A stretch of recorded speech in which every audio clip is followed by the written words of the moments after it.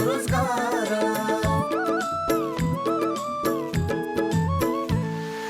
सबै मिलिजुली गरौँ उन्नतिको कर्म, स्वावलम्बी र समृद्धि नै सहकारीको मर्म। समानता र स्वाधीनताको भावनाले भरौँ, आर्थिक अनि सामाजिक सांस्कृतिक विकास गरौँ। सहकारी दर्पण, सहकारी दर्पण, सहकारी दर्पण। नमस्कार, सहकारी दर्पण कार्यक्रमको तर्फबाट यो कार्यक्रम प्रत्येक महिनाको पहिलो र तेस्रो शनिबार साँझ 6 बजेदेखि करिब 25 मिनट अवधिभर सहकारीका विविध विषयवस्तु समावेश गरी प्रस्तुत गर्ने गरिन्छ। स्वागत एवं सहकारी अभिवादन आजको यो श्रृङ्खलामा पनि सम्पूर्ण दर्शक महानुभावहरूमा। दर्शक महानुभावहरू, आजको कार्यक्रममा हामी सहकारी गतिविधि र सहकारीका समसामयिक विषयमा राष्ट्रिय सहकारी महासङ्घका पूर्व अध्यक्ष केशव प्रसाद बडालसँग हाम्रा सहकर्मी साथी दिलीप पौडेलले गर्नुभएको कुराकानी लिएर उपस्थित भएका छौँ। कार्यक्रम सुरु गरौँ सहकारी गतिविधिबाट।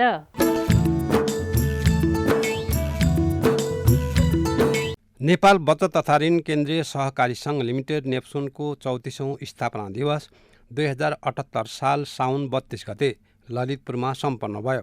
कार्यक्रमको उद्घाटन गर्दै अर्थमन्त्री जनार्दन शर्मा प्रभाकरले सहकारीहरूले घर जग्गा र अन्य अनुत्पादक क्षेत्रमा भन्दा कम्तीमा 60% रकम उत्पादनशील रोजगारी सिर्जना र गरिबी निवारणका क्षेत्रमा लगानी गर्न आग्रह गर्नुभयो। उहाँले सहकारीहरूले सदस्यहरूलाई लगानी गर्दा ब्याज दर घटाउनु पर्ने बताउँदै सहकारी क्षेत्रमा देखिएको समस्या समाधानका लागि सङ्घले भूमिका खेल्नुपर्ने बताउनुभयो। मन्त्री शर्माले सहकारी क्षेत्रमा के कति समस्याहरू छन् तिनीहरूको समाधानका लागि सरकारको तर्फबाट पूर्ण सहयोग हुने बताउनुभयो। राष्ट्रिय सहकारी महासङ्घका पूर्व अध्यक्ष केशव प्रसाद बडालले सदस्यहरूको आर्थिक, सामाजिक, सांस्कृतिक र वातावरणीय विकास गर्ने माध्यम सहकारी हो भन्दै दिगो विकास लक्ष्य प्राप्त गर्नको लागि सम्पूर्ण सहकारीहरूलाई एकै किसिमको व्यवहार गर्नुपर्ने बताउनुभयो। राष्ट्रिय सहकारी महासङ्घका अध्यक्ष मिनराज कणेलले बचतलाई उत्पादनसँग जोड्नुपर्नेमा जोड दिँदै नीति, विधि र प्रविधिका साथ अगाडि बढ्दै सदस्यहरूको आर्थिक सामाजिक विकासमा लाग्न आग्रह गर्नुभयो। सहकारी विभागका रजिस्ट्रार लीला प्रसाद शर्माले सहकारी विभाग, सहकारी महासङ्घ र केन्द्रीय सहकारी सङ्घहरू मिलेर काम गर्ने हो भने सहकारी अभियानमा सुधार ल्याउन सकिने बताउनुभयो।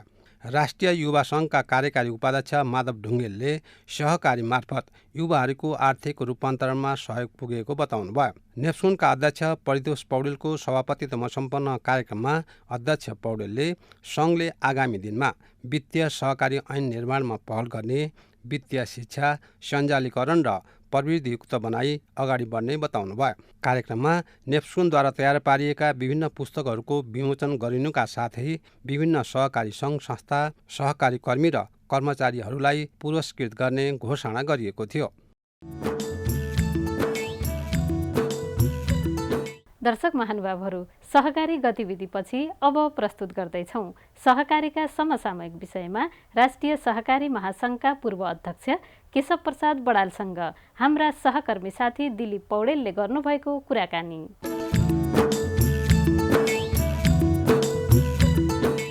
आदरणीय दर्शकबिन नमस्कार।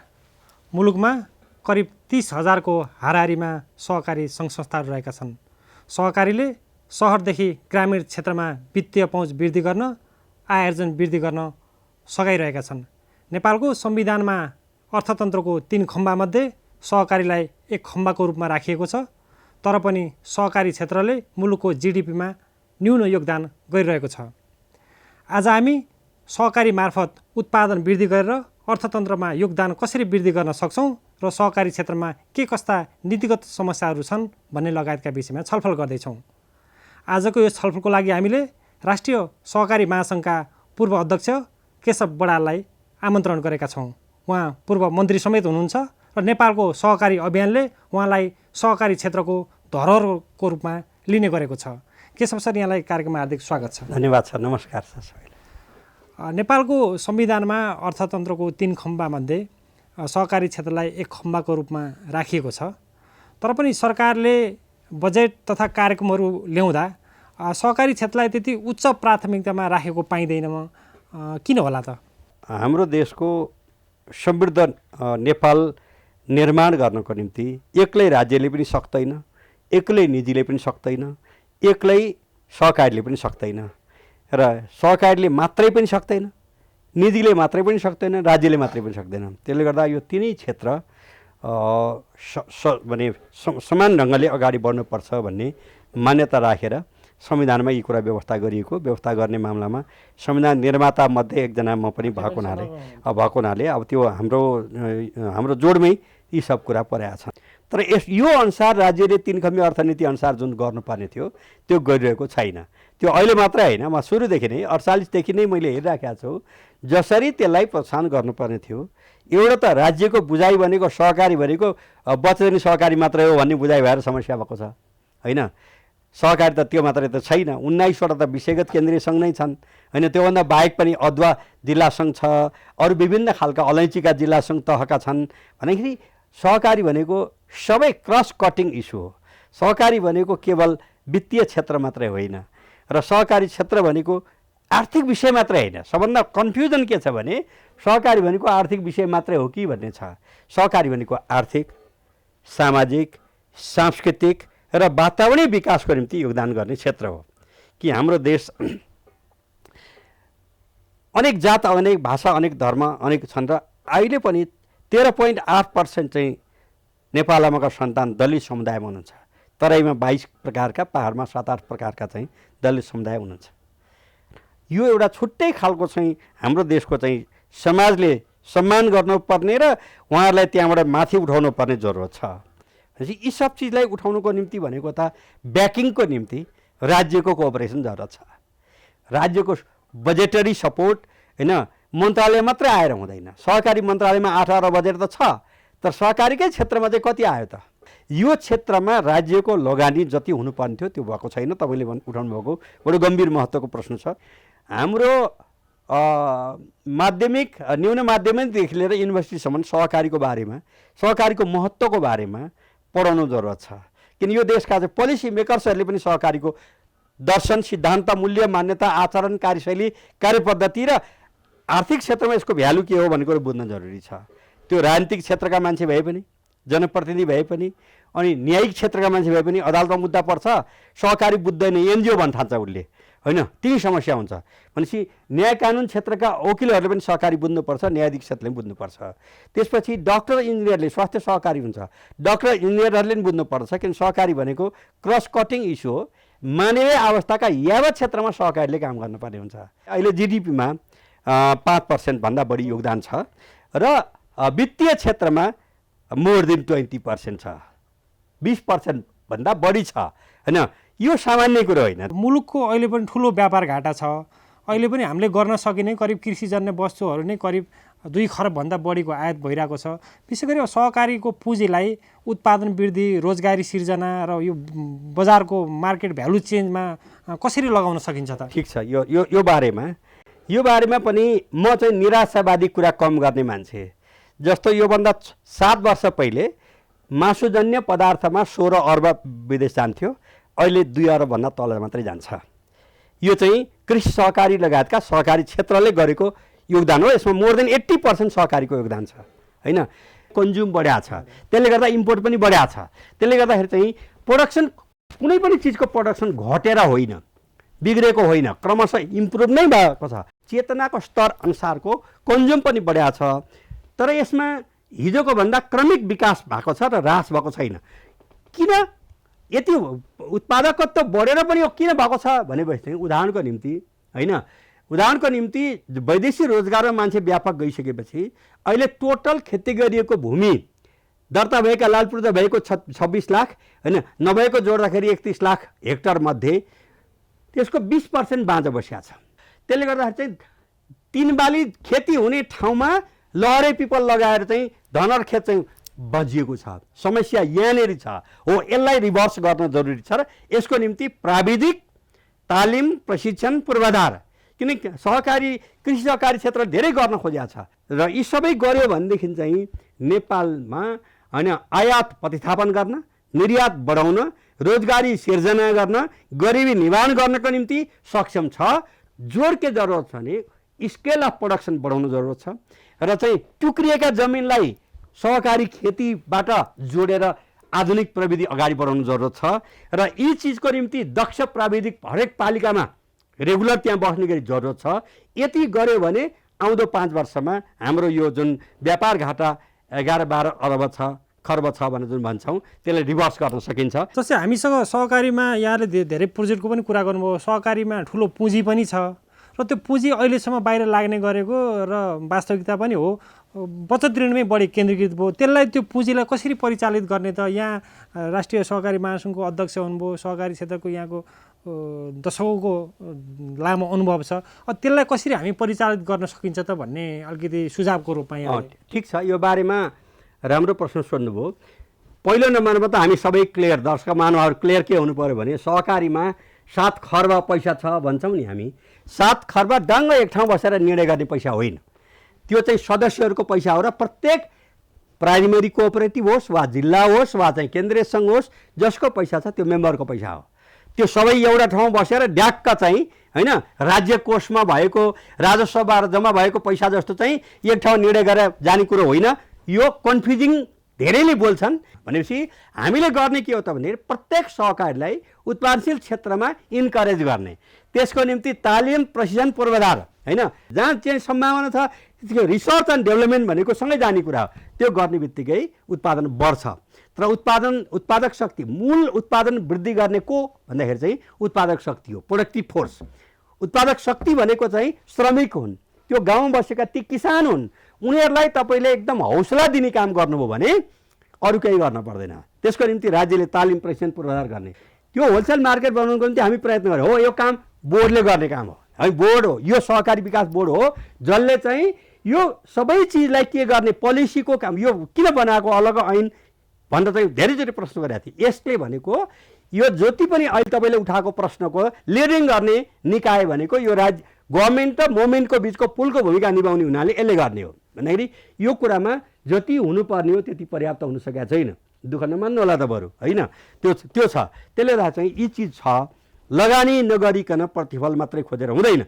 अब यो अनेकताको बिचको एकतालाई बाँध्न आर्थिक उपार्जन गर्न यसले जुन भूमिका खेलेको छ यसको रिसर्चमा चाहिँ अक्सफोर्ड युनिभर्सिटी र योजना आयोगले गरेको स्वर्णिम अग्ले हुँदाखेरि गरेको रिसर्चले बताउँछ जहाँ सहकारी बाक्लो छ बहुआयामिक गरिबीको ग्राफ हत्तै तल छ, जहाँ सहकारी दुब्लो पातलो खिनौटे छ त्यहाँ चाहिँ बहुआयामिक गरिबीको ग्राफ हत्तै माथि छ।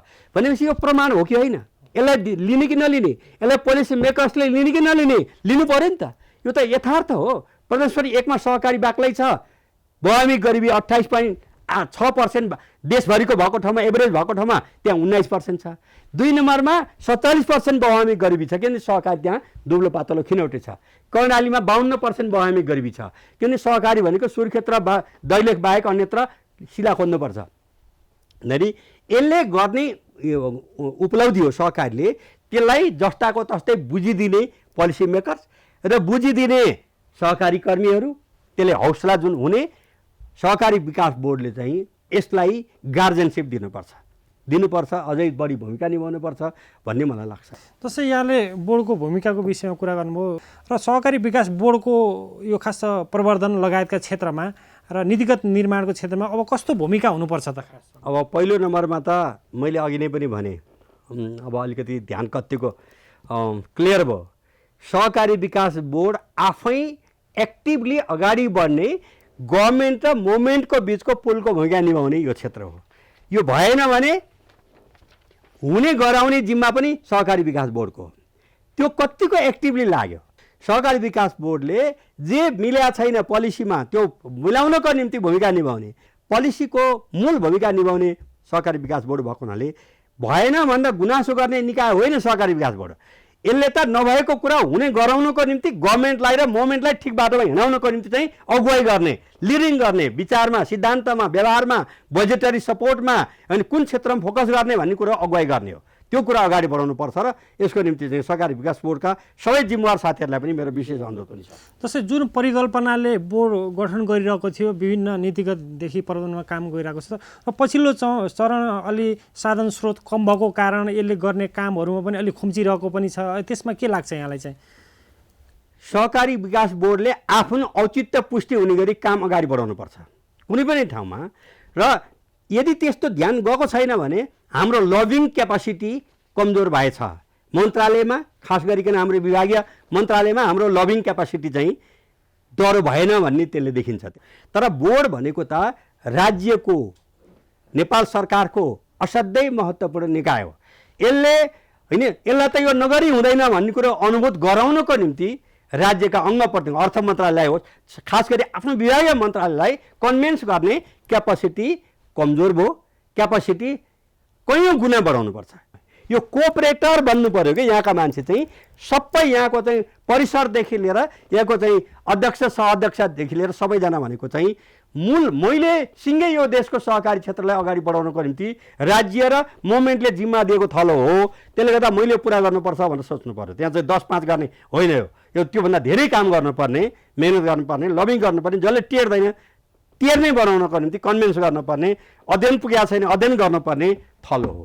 त्यसले गर्दा यसलाई अगाडि बढाउनको निम्ति चाहिँ यहाँ भएका सबै साथीहरूले चाहिँ अरू अहिले भएको भन्दा कैयौँ गुणा बढी मेहनत गर्नुपर्छ। यसको औचित्य छ, धेरै मेहनत गर्नुपर्छ र यस कारणले हाम्रो यो बोर्डको जरुरत छ।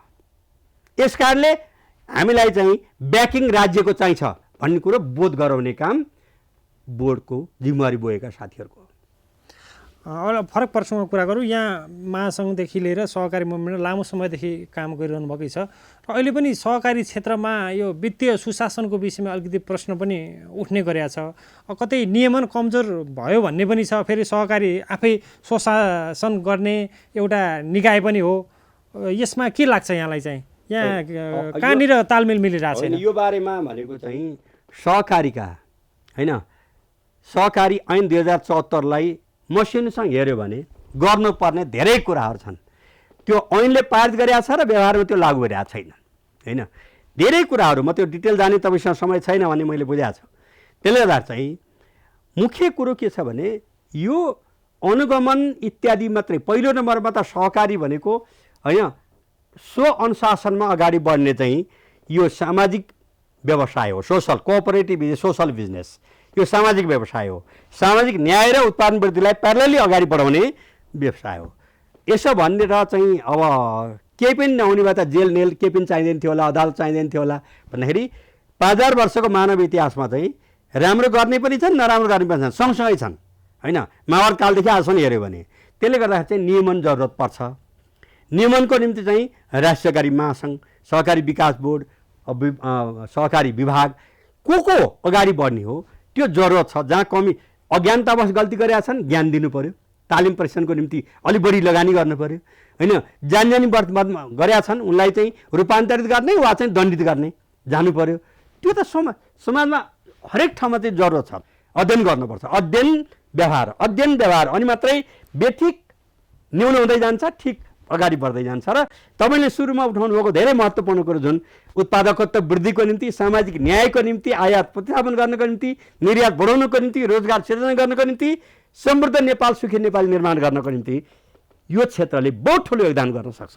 हामीले सहकारी ऐन 2074 ल्याएको लामो समय भइसक्यो। सहकारी ऐनमा भएका व्यवस्थाहरू, कर्जा सूचना केन्द्र, सहकारी प्रवर्धन कोष, दोहोरो सदस्यता अन्त्य लगायतका विषय अझै पनि पूर्ण कार्यान्वयनमा आउन सकिरहेको अवस्था छैन। किन होला खास? अब यो ढिलो किन भइराखेको छ भन्ने कुरो चाहिँ म तपाईँको मिडिया मार्फत देशभरिका ब्युरोक्रेसी भनेको राज्यको थाई सरकार हो। ब्युरोक्रेसीमा चाहिँ तपाईँ जानुहुन्छ भने साँच्चैको देशभक्त बन्नुहोस्, साँच्चैको राष्ट्रिय एकता, राष्ट्रिय अखण्डता, समृद्धि र विकासको निम्ति चाहिँ म यो योगदानकर्ता भएर जागिर खाएको छु भन्ने ठान्नुहोस्, जागिर खानुहोस्। त्यो भावना तपाईँको छैन भने तपाईँ त्यहाँ छोडिदिनुहोस्। तपाईँ त्यहाँ बसेर बर्बाद गर्ने अधिकार छैन। किनभने सबभन्दा समस्या भनेको चाहिँ भोलि आज हुने काम भोलि हुने काम 6 महिनापछि अनि त्यहाँबाट चाहिँ सबै डेभलपमेन्टका चाहिँ आधारहरू कमजोर भएर गएका हुन्छन्। त्यसले गर्दा राजनीतिक नेतृत्व लिडिङ त हो, सँगसँगै ब्युरोक्रेसी पनि त्यत्तिकै सँगसँगै त्यो उद्देश्य पूर्ति गर्नको निम्ति इमान्दारीपूर्वक लाग्नुपर्छ। सहकारीका विभिन्न विषयगत समितिहरू पनि छन्, केन्द्रीय सङ्घहरू छन्, यिनको भूमिकालाई कसरी हेर्नुहुन्छ? कति त झोले पनि छन् भन्छन्, अब जति भूमिका निर्वाह गर्नुपर्ने निर्वाह गर्न नसकिरहेको पनि भन्ने छ। के लाग्छ यहाँलाई? के छ यहाँको? अब यसबारेमा म तपाईँको मिडिया मार्फत सम्पूर्ण सहकारीका राष्ट्रिय सहकारी महासङ्घ, 1900वटा विषयगत केन्द्रीय सङ्घ, राष्ट्रिय सहकारी ब्याङ्क होइन, ऊ पनि केन्द्रीय सङ्घ सरहको हो होइन, त्यसमा जिम्मा बोकेका मान्छे र 325वटा जिल्ला सङ्घ र विषयगत जिल्ला सङ्घका जिम्मेवार व्यक्तित्वहरूलाई तपाईँहरू जिम्मा बोक्नुहुन्छ भने पर्याप्त गर्नुहोस्, सक्नुहुन्न र तपाईँले भन्नुभएको जस्तो यदि चाहिँ झोले छन् भने मर्ज गर्नुहोस् होइन, अगाडि बढ्न सक्ने ताकत छैन भने एकीकरण गर्नुहोस्। एउटै जिल्लामा या ललितपुर जिल्लामा 9वटा 8वटा जिल्लासँग चाहिन्छ र चाहिँदैन नि त, मर्ज गर्नुहोस् र सशक्त बनाएर अगाडि बढाउनुहोस्। तर जिम्मा बोक्ने काम नगर्ने अधिकार कसैलाई पनि छैन। त्यो भनेको प्रकारान्तरले सहकारीको गतिशीलतामा र सहकारीको इमेजमा अब यसको इज्जतमा बाधा पर्ने कुरो हुन्छ। त्यसले गर्दा जिम्मेवार सम्पूर्ण सहकारी 2,47,000 जुन चाहिँ सहकारी सङ्घ संस्थाका सञ्चालक र लेखा समिति सदस्य जति हुनुहुन्छ, तपाईँहरू कि जिम्मा नबोक्नु, जिम्मा बोकेपछि चाहिँ सहकारी कर्मी भएर आफ्नो पालामा केही नयाँ काम गर्छु भनेर गरेर अगाडि बढाउनुहोस्। र यसमा केही समस्या छ, तपाईँले भनेको कुरो ठिकै हो।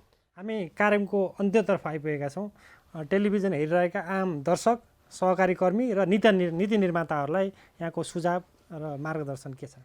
म राज्य सञ्चालनका सबै सम्मान्य प्रधानमन्त्रीदेखि लिएर सबै मन्त्रालयका मन्त्रीज्यूहरू, त्यसै गरी चाहिँ सम्पूर्ण ब्युरोक्रेसीका साथीहरू, र त्यसपछि राष्ट्रिय सहकारी महासङ्घ र 19वटा विषयगत केन्द्रीय सङ्घ र 325वटा जिल्ला सङ्घ र विषयगत जिल्ला सङ्घ र 29,800वटै प्राइमेरी सहकारी र त्यसका अगुवाई गरेका साथीहरूलाई मेरो अनुरोध के छ भने सहकारी छुट्टै दर्शन, सिद्धान्त, मूल्य, मान्यता, आचरण, कार्यशैलीले बनेको चाहिँ सामाजिक व्यवसाय भएको हुनाले यो क्षेत्रमा लागिसकेपछि चाहिँ यो जागिरको रूपमा नसोचिदिनुहोस्। 88,000 जुन सहकारीका कर्मचारीहरू हुनुहुन्छ उहाँहरूलाई पनि म यही भन्न चाहन्छु, सहकारी विकास बोर्डका चाहिँ अध्यक्ष, सहअध्यक्षदेखि लिएर सबै जिम्मेवार साथीहरूलाई यही भन्न चाहन्छु, यो क्षेत्र भनेको जागिर खाने ठाउँ होइन, केही राष्ट्रको निम्ति गर्ने, योगदान गर्ने ठाउँ भएको हुनाले त्यही ढङ्गले अगाडि बढ्न र सहकारीको दर्शन, सिद्धान्त, मूल्य, मान्यता, आचरण, कार्यशैली, कार्यपद्धति विपरीत नजान, त्यस्तो गएको देखियो भने त्यसलाई रोक्न तपाईँहरू आफै गार्जेनको भूमिका निभाउनुहोस्, अनि मात्रै सच्चा सहकारी कर्मी हुनुहुन्छ। यो चाहिँ अन्तर्राष्ट्रिय सहकारी महासङ्घ र एसिया प्रशान्त क्षेत्र सहकारी महासङ्घ र सहकारीको दर्शनले यही कुरो भन्छ र हामीले यिनै कुरालाई अगाडि बढाउनुपर्छ भनेर म सबैलाई यसमा सजग हुनको निम्ति छ, क्रियाशील हुनको निम्ति, मेहनती हुनको निम्ति, इनोभेटिभ अनुसन्धानकर्ता हुनको निम्ति, रिसर्च एन्ड डेभलपमेन्ट अनुसन्धान र विकासलाई अगाडि बढाउनको निम्ति मैले धेरै अध्ययन गर्न बाँकी छ भन्ने कुरा फिलिङ गर्नको निम्ति म अनुरोध गर्न चाहन्छु। म पनि सहकारीको विद्यार्थी हो, म पनि अध्ययनमै छु अहिले पनि। हस्, यहाँको विचार र समयको लागि धेरै धेरै धन्यवाद। धन्यवाद छ, नमस्कार। दर्शक महानुभावहरू, यो कार्यक्रम तपाईँलाई कस्तो लाग्यो? कार्यक्रमको बारेमा तपाईँको प्रतिक्रिया अवश्य पठाउनु हुनेछ भन्ने आशा राखेका छौँ। हाम्रो ठेगाना हो राष्ट्रिय सहकारी विकास board, Pulchowk, Lalitpur, post box number 5717, phone number 5010-131, email kopsanchar@gmail.com, website www.ncdb.org.np। यो कार्यक्रम तपाईँ आफ्नो समय अनुकूल युट्युबमा पनि हेर्न सक्नुहुनेछ। हवस् त दर्शक महानुभावहरू, आजको हाम्रो कार्यक्रमको निर्धारित समय सकिन लागेको छ। सहकारी सम्बन्धी विविध सामग्री लिएर आगामी कार्यक्रममा भेट्ने बाचा गर्दै आजको सहकारी दर्पणबाट हामी सबै बिदा चाहन्छौँ। नमस्ते, जय सहकारी।